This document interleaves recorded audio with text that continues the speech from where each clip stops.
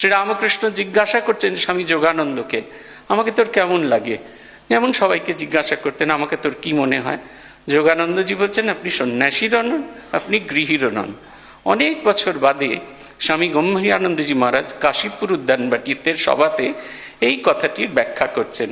বলছেন, শ্রীরামকৃষ্ণ সন্ন্যাসীদেরও নন, শ্রীরামকৃষ্ণ গৃহীদেরও নন। তাহলে তিনি কাদের?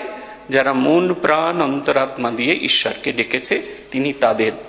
অর্থাৎ শ্রীরামকৃষ্ণের এই দেখুন প্রথম আদর্শ যেটা, সেটা হচ্ছে বাহাদুরি কাঠ হবে। সেই বাহাদুরি কাঠের কিরকম ভাবনা হবে? তারা দ্বিতীয় কোনো চিন্তা থাকবে না, মেরে তো গিরধর গোপাল দুসরা না কই, দ্বিতীয় আর কেউ থাকবে না, সেকেন্ড অপশন থাকবে না। অপশনলেস ভাবে শ্রীরামকৃষ্ণকে যিনি আঁকড়ে ধরেছেন।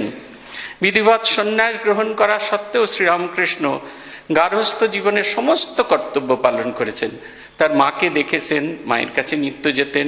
জগদম্বা দাসী ঠাকুরকে ধরেছেন, বাবা চলো একটুখানি তীর্থে যাই, তুমি না গেলে তো মথুর যাবেন, তোমার ছেলে তো যাবে না। ঠাকুরের সবচেয়ে বড় বাধা হচ্ছেন মা। মায়ের সঙ্গে রোজ দেখা করতে যান, মাকে গিয়ে বললেন, চলুন মা, আপনি আর আমি দুজনে মিলে তীর্থে যাত্রা করি। মা বললেন, বাবা বয়স হয়েছে, আর আমি এখন এই গঙ্গার দিকে মুখ করে আছি, শেষ জীবনটা এইভাবেই কাটাবো, আমার পক্ষে যাওয়া সম্ভব নয়। তখন ঠাকুর বিষণ্ণ মনে বসে আছেন। মা বললেন, ঠিক আছে তুমি যাও তীর্থে, তুমি তীর্থযাত্রা করো, কিন্তু তাড়াতাড়ি ফিরে এসো। শ্রীরামকৃষ্ণ যাত্রা করলেন মথুরের সাথে।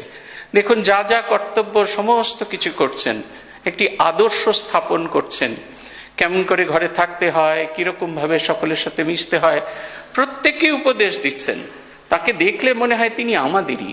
তাঁর সম্পর্কে যারা লিখেছেন তারা একটি কথাই বলেন, তাদের মনে হচ্ছে শ্রীরামকৃষ্ণ তাদের।